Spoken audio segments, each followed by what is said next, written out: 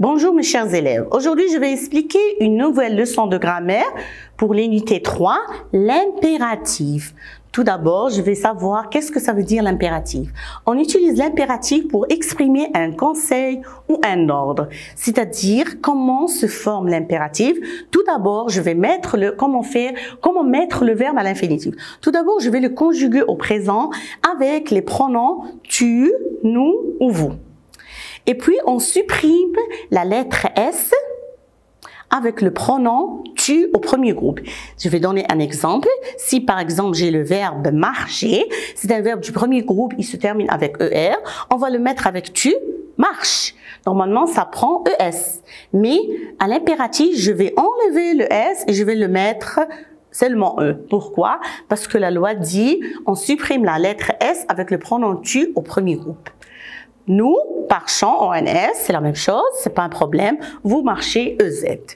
Nous avons un verbe irrégulier, aller. Normalement, pour tu, va, elle va prendre S. Mais je vais enlever le S et ça va être va. Et puis, nous avons allant. Et puis, pour vous, aller. L'impératif, je vais enlever le tu, le nous et le vous.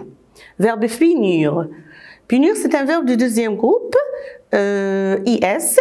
Et puis pour nous, punissant, ONS, punissez, EZ.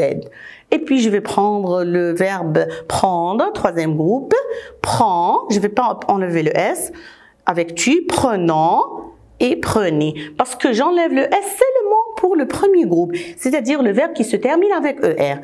Et puis passons au verbe faire, ou si c'est un verbe irrégulier, troisième groupe, fait, F-A-I-S, faisant et faites. Normalement, je dois enlever le S avec tu seulement au premier groupe. J'ai donné un petit exercice. Tout le temps, je donne un exercice pour savoir est-ce que j'ai compris cette leçon ou non. Nous avons Ali, point d'exclamation, va aller à ta place. Je parle avec Ali, c'est singulier. Donc, je vais dire va à ta place. Ali, c'est la deuxième. Va à ta place. Parce que j'ai dit, je vais enlever avec tu, j'enlève le S. OK? Mes frères, je peux le remplacer avec il avec S. Donc, c'est au pluriel, vos devoirs. Et then, qu'est-ce que je vais dire? Mes frères, faites. Je ne vais pas prendre tu, je parle à mes frères, je vais dire, faites vos devoirs. C'est la deuxième, faites. Ali et moi. Quand j'ai Ali et moi, je peux le remplacer par nous. OK? Au club. Et then, Ali et moi allons au club. Ali et moi allons au club. Quatrième phrase, tu à ton école. Tu, je vais dire va à ton école. Parce que c'est singulier, je vais mettre va. Cinquième phrase, nos devoirs, je vais dire, nous avons nos devoirs. Finissons nos devoirs. Parce que j'ai nos devoirs. Finissons nos devoirs. C'est au pluriel. Ton cahier. Prends ton cahier. Prends ton cahier. Je vais mettre quoi? Prends, avec S, ton cahier. Prends, c'est un verbe au troisième groupe. Donc, nous n'avons pas une loi qui dit on va enlever le S seulement sur le premier groupe. Je vais enlever le S.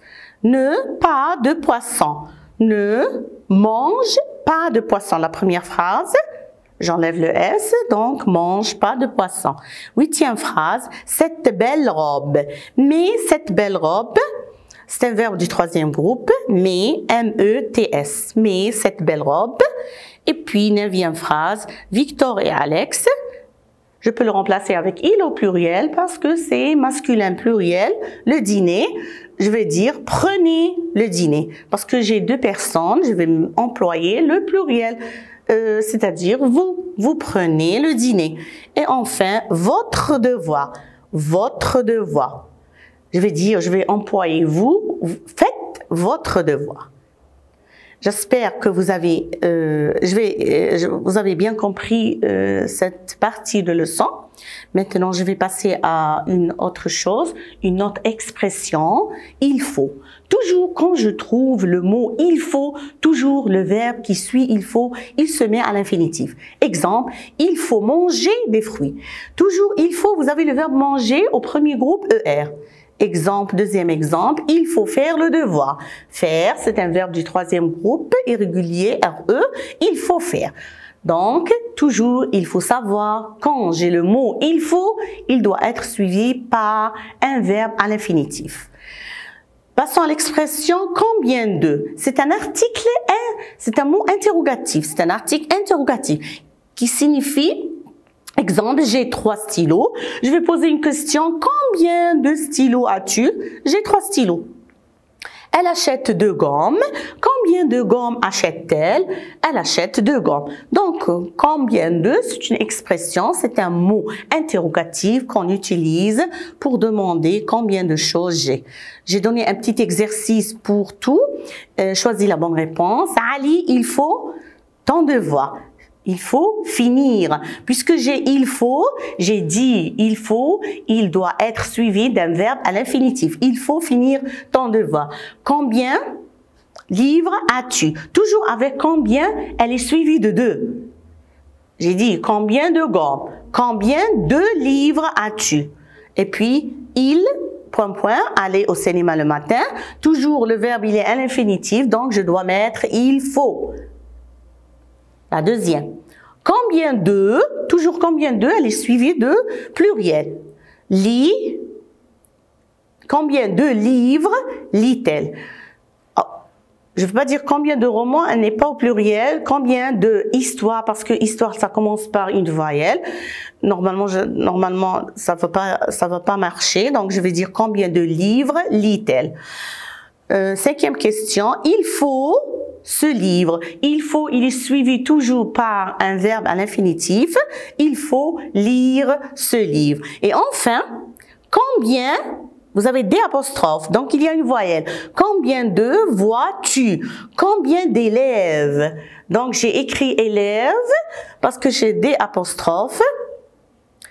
Non, c'est pas élève. Des apostrophes, combien? Toujours elle est suivie de pluriel. Des apostrophes, donc combien d'amis? La dernière. Combien d'amis vois-tu? Normalement, je dois toujours réfléchir.